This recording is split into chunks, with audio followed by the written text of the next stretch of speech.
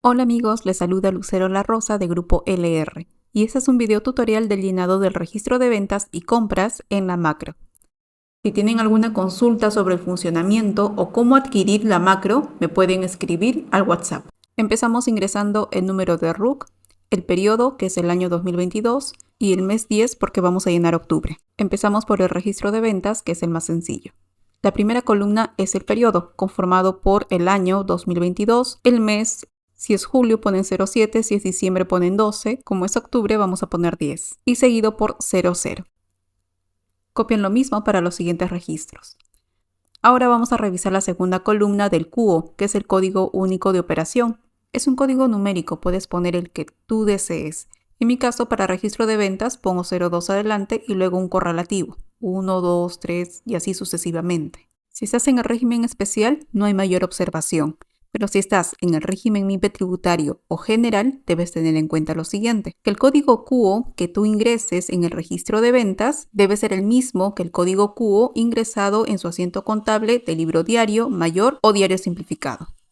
Aquí abrí otra copia de la macro para ver en paralelo cómo es el QO en el registro de ventas y en su libro diario. Por ejemplo, en el registro de ventas, esta factura tiene el código QO 020001. Del periodo octubre 2022. Y si nos vamos al asiento contable que está en el libro diario, vamos a ubicar el mismo número de QO, 020001. En este caso tenemos dos filas que tienen ese número de QO. ¿Por qué? Porque el asiento contable de esta factura de venta está conformada por dos cuentas contables, la cuenta 12 y 70. No hay cuenta 40 del IGB porque esta factura es de una exportación.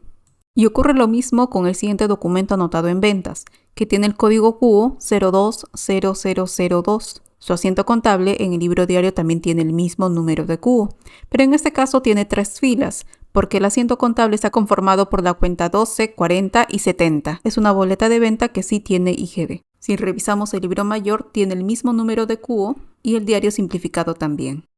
En la tercera columna, si estás en el régimen MIPE tributario o general, vas a poner M adelante seguido por un número correlativo. En mi caso, para no crear otro código, he puesto M seguido por el mismo número de QO que puse en la segunda columna. Pero si estás en el régimen especial, en la tercera columna solamente vas a poner M-RER para todos tus registros.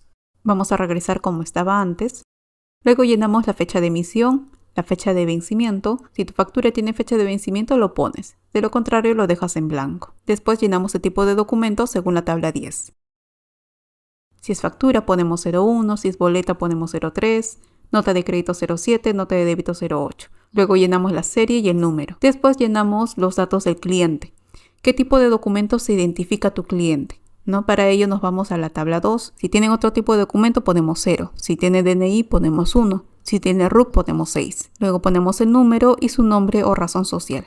Si tenemos exportaciones, vamos a poner el importe en esta columna. Si tenemos ventas grabadas con IGB, vamos a poner la base imponible en esta columna. Si se dan cuenta, yo tengo un importe de menos 400. Es porque hay una nota de crédito registrada. La siguiente columna que dice descuento a la base imponible es cuando tú tienes facturas o boletas y en el mismo comprobante has consignado un descuento. Por ejemplo, de 10 soles. Si no tienes descuento, lo dejas en blanco.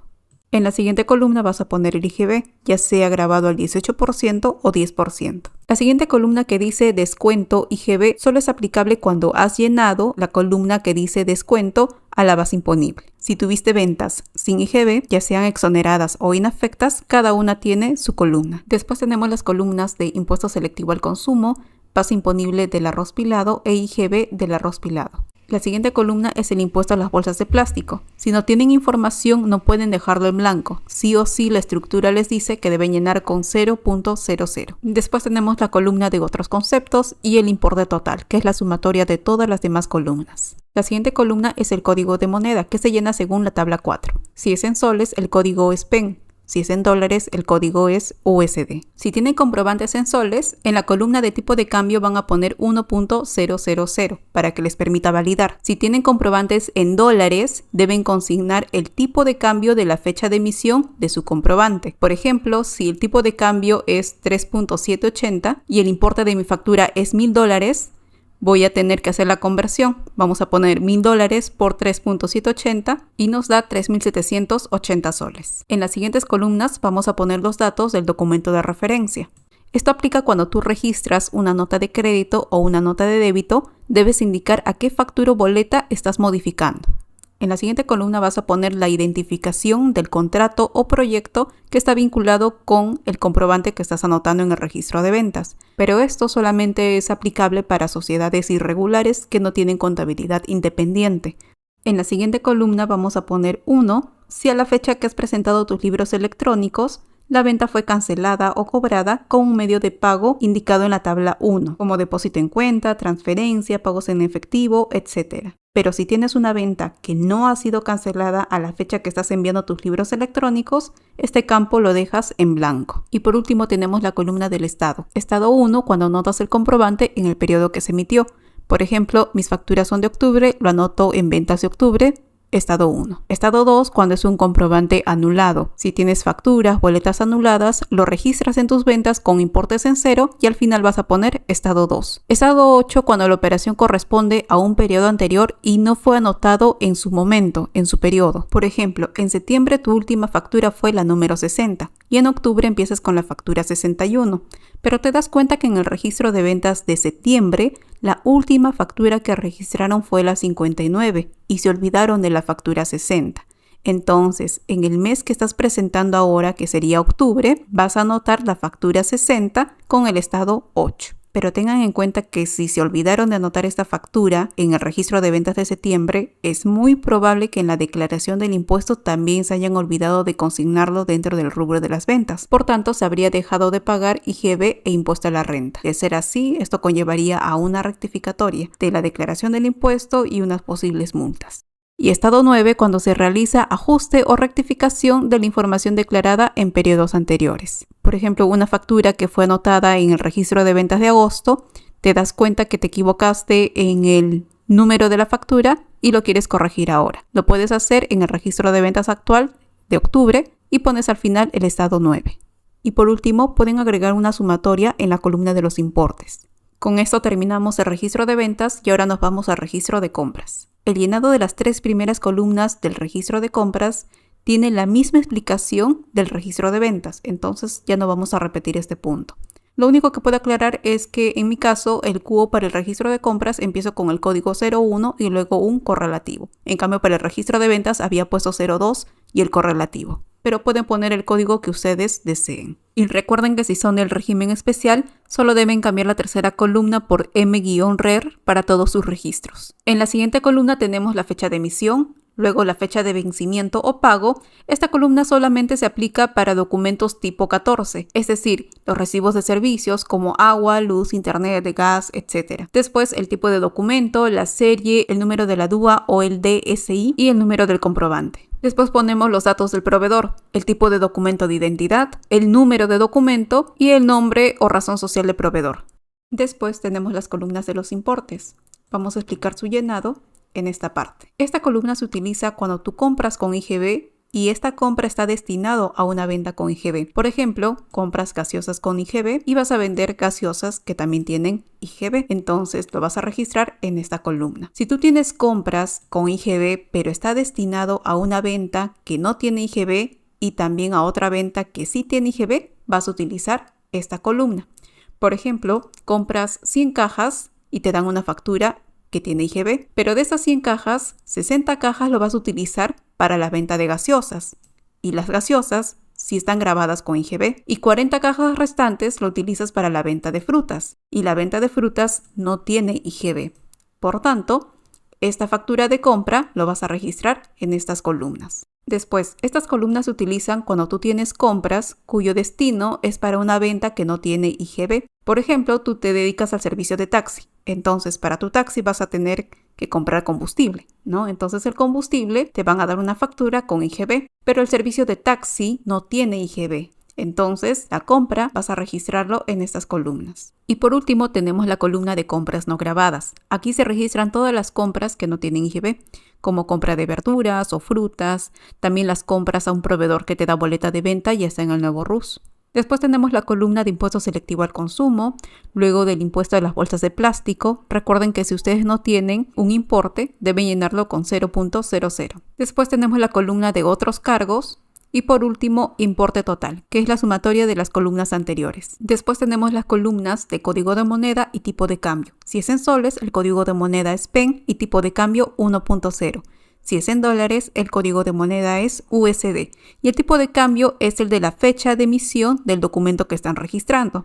Por ejemplo, si el tipo de cambio es 3.780, entonces en el registro de los importes vamos a poner con la conversión a soles.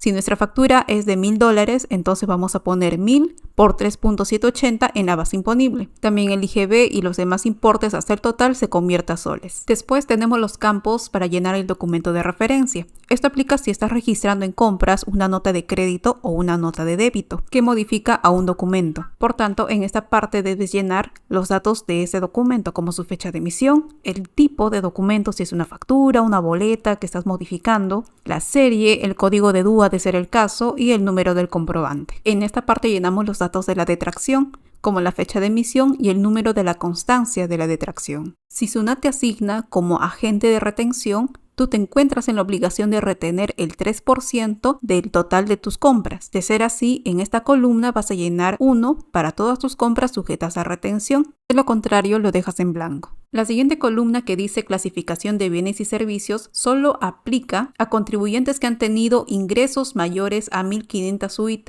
en el ejercicio anterior. Si hablamos del año 2021, sería 1.500 por 4.400 nos da 6.600.000 soles. Es decir, si tu empresa en el 2021 ha tenido ingresos mayores a 6.600.000 soles, significa que en el registro de compras del año 2022 tú te encuentras obligado a llenar esta columna de clasificación de bienes y servicios, según lo que indica la tabla 30. Por ejemplo, si en el registro de compras estás anotando una factura por la compra de mercadería, materia prima, suministro, envase y embalaje, vas a poner 1 en esa columna. Si estás comprando activo fijo, vas a poner 2. Después tenemos la columna que dice identificación del contrato de las sociedades. Esto aplica solo para los operadores de las sociedades irregulares, consorcios, joint ventures u otra forma de contratos de colaboración empresarial que no lleven contabilidad independiente. ¿Qué van a llenar en este campo? Van a poner la identificación de cada proyecto o contrato vinculado con la factura o documento que estén registrando en compras. Si tú no formas parte de este tipo de empresas, entonces lo dejas en blanco. La penúltima columna, que dice comprobantes cancelados con medio de pago, se llena con 1 cuando a la fecha de presentación del libro electrónico la compra ha sido cancelada con algún medio de pago indicado en la tabla 1. De lo contrario, lo dejas en blanco. Por ejemplo, en la tabla 1 tenemos todos los medios de pagos, hasta el pago en efectivo está. Si tu factura está cancelada, vas a poner 1. Pero si aún no lo has pagado y ya te toca presentar tus libros electrónicos, entonces esa columna lo dejas en blanco. Y por último tenemos la columna de estado. El estado 0 es cuando el comprobante no te da derecho al crédito fiscal. Por ejemplo, estás registrando una boleta de venta de un proveedor que está en el nuevo RUS. Otro ejemplo sería si tú te dedicas al servicio de taxi y compras combustible. En la compra de combustible te pueden dar una factura con IGB, pero como el servicio de taxi no está afecto al IGB, lo que dice la norma es que por más que esta factura tenga IGB, no tendrás derecho al crédito fiscal. Por tanto, lo registras con el estado 0. Estado 1 es para aquellos comprobantes que sí tienen IGB y su fecha de emisión es igual al periodo del libro. Por ejemplo, una factura con IGB que tiene fecha 25 de octubre y lo estás registrando en compras de octubre. Vas a poner estado 1. Estado 6, cuando la factura que tiene IGB, su fecha de emisión es anterior al periodo del libro. Por ejemplo, tienes una factura del 5 de agosto del 2022 y recién lo estás anotando en tus compras de octubre, con el estado 6. El estado 7 se utiliza cuando tienes un comprobante con IGB cuya fecha de emisión supera los 12 meses anteriores al periodo del libro. Por ejemplo, tienes una factura del 1 de agosto del 2021, 12 meses siguientes sería julio 2022. Si la factura reciente llega en octubre de 2022, ya superaron los 12 meses. Y según lo que dice la norma del IGB, es que si un comprobante no ha sido anotado luego de 12 meses de su fecha de emisión en el registro de compras, pierdes derecho al crédito fiscal. Entonces, si tú quieres informar esta factura en tu registro de compras de octubre, lo puedes hacer utilizando el estado 7. Pero recuerda que ya no debes desglosar el importe de base imponible e IGB, sino directamente el total de la factura se pone en la columna de adquisiciones no gravadas y lo mismo en la columna de importes totales. Y el estado 9 es cuando se realiza algún ajuste o rectificación de un comprobante que sí fue registrado en compras anteriormente. Por ejemplo, una factura del mes de septiembre. Lo registraste en sus compras de septiembre, pero te equivocaste en el número de RUC del proveedor. Ahora que estás presentando el registro de compras de octubre, lo puedes ingresar a esa factura con todos sus datos de septiembre, con el RUC correcto y al final vas a poner el estado 9. Y finalmente vamos a poner una sumatoria de todos los montos registrados. Con esto culminamos el llenado del registro de compras 8.1. Ahora pasamos al registro de compras 8.2. El llenado de las 3 primeras columnas es similar al registro de compras 8.1. La única diferencia es la continuación del correlativo. Por ejemplo, en el registro de compras 8.1 yo registré 4 facturas. La última factura tiene este número de cubo. Por tanto, en compras 8.2 voy a poner la continuación. Sería el número 5. Y recuerden que si están en el régimen especial, solamente varía la tercera columna. Van a poner M-RER para todos sus registros. Este registro se utiliza cuando tú importas bienes o adquieres un servicio de un proveedor del exterior. La explicación de este registro toma más tiempo debido a que antes debemos analizar los documentos de importación de bienes o servicios, hacer algunos cálculos como el ad valorem, IGB no domiciliado, renta no domiciliado, conversión, qué tipo de cambio usar, etc. Y después recién se registran los documentos. Una parte va en compras 8.2 y otros en compras 8.1. Si están interesados en aprender este tema, les comento que tenemos un taller sobre el tratamiento contable y tributario de las importaciones. Aquí les dejo el temario. Cualquier información, recuerden que me pueden escribir al WhatsApp. Chicos, entonces para terminar con la explicación del registro de ventas y compras, vamos a ver cómo se generan los archivos TXT y su presentación en el PLE. Regresamos a inicio y aquí seleccionamos los libros que queremos generar. Recuerden que en la macro también se puede generar el libro diario, diario simplificado y libro mayor. Nosotros vamos a elegir el registro de compras y ventas. Ponemos generar archivo de TXT y se abrirá una ventana que dice que los archivos se generaron en el disco C en la carpeta de libros electrónicos. Como pueden ver, aquí están los 3 archivos. El que dice 1401 es el registro de ventas, el 801 es el registro de compras y el 802 el registro de compras a no domiciliados. En este caso, nosotros hemos llenado información en el registro de compras 8.2. Pero ¿qué pasa con las empresas que no tienen importaciones de bienes ni servicios? ¿Tienen que llenar algo en la macro del registro de compras 8.2?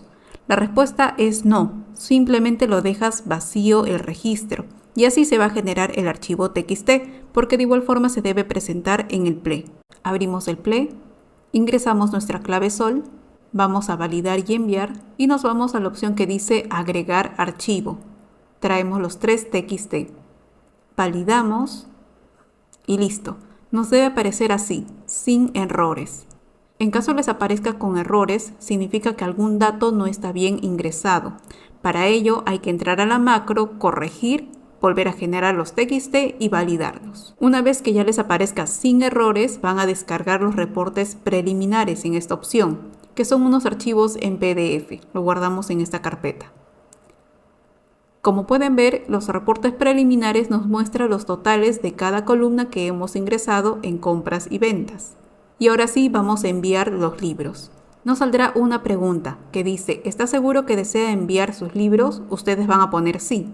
En mi caso voy a poner no porque solo es una demostración. Listo chicos, entonces con esto terminamos la explicación y para cualquier consulta tienen el número de WhatsApp, con gusto les ayudaré. Hasta la próxima.